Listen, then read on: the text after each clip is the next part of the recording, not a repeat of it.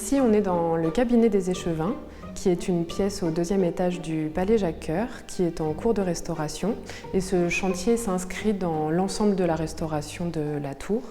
Et c'est une pièce sur laquelle on intervient depuis le mois de janvier et dans laquelle on sera jusqu'au mois d'avril-mai.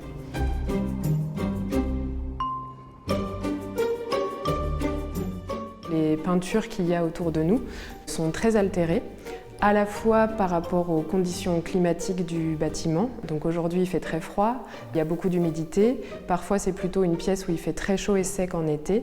Et c'est aussi une pièce qui a du passage et qui subit un petit peu de dégradation par rapport aux visiteurs. Donc les peintures étaient finalement en danger. Il y avait beaucoup de pertes de matière et d'écailles. Donc on est là pour sécuriser les décors, refixer les peintures, les stabiliser et aussi leur redonner une certaine esthétique.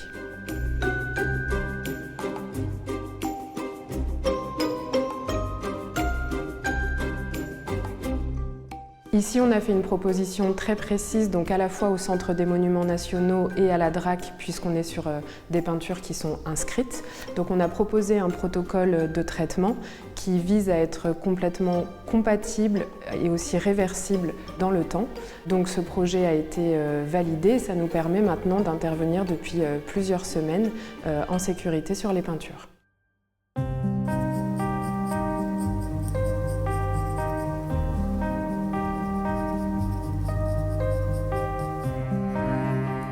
La première étape qui a été menée en janvier, ça a donc été d'abord de refixer toutes ces écailles qui étaient présentes sur les parois et qui potentiellement pouvaient tomber. Une fois les écailles sécurisées, on a pu dépoussiérer l'ensemble de la pièce et aussi procéder à un nettoyage. Et aujourd'hui, on passe à une seconde phase qui est la stabilisation de certaines poches d'air dans la paroi, où là on vient injecter de la chaux et des consolidants pour sécuriser le mur. On réalise aussi l'écomblement, donc c'est toutes ces petites taches blanches où on est venu introduire du carbonate de calcium avec un liant. Et ces taches blanches, ensuite, nous, on va venir les retoucher avec une peinture à l'alcool pour éviter d'apporter trop d'eau sur les parois, puisque les peintures sont sensibles à l'eau. Donc dans ces zones, petit à petit, on va venir monter une retouche progressivement, avec toujours dans l'idée que notre opération soit discrète et qu'elle soit là pour servir et mettre en valeur les décors.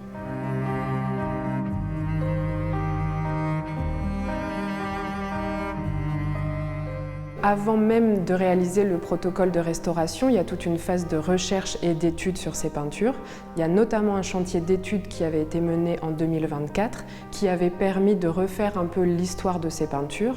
Donc des décors créés au XVIIe siècle avec une peinture à la colle, donc une peinture qui est quand même par nature sensible à l'eau. Des décors dont on sait qu'ils ont été complètement recouverts et camouflés à une époque, réapparus, redécouverts à la fin des années 30 et ensuite restaurés en 1950, en 1984 et dans les années 90. Et donc là, nous, on intervient en 2026 pour la 4e fois finalement en moins de 100 ans sur ces décors. Alors que c'est vrai qu'habituellement, on dit qu'un décor est restauré une fois par siècle.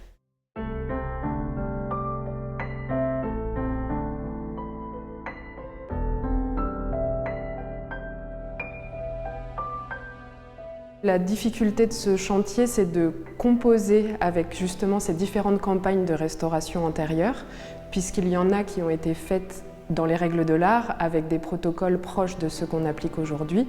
Après, il y en a eu des plus lourdes, des plus interventionnistes, avec des opérations qu'on ne ferait plus aujourd'hui, comme recréer complètement de manière assez fantasque des parties du décor qui étaient lacunaires.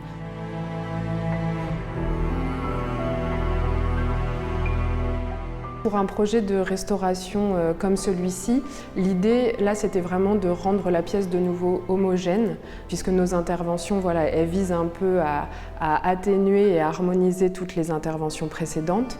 L'idée, c'est aussi de pouvoir présenter au public des parois continues, sans lacunes, que le regard puisse se poser sur les décors et s'attarder sur les motifs et non pas sur les altérations.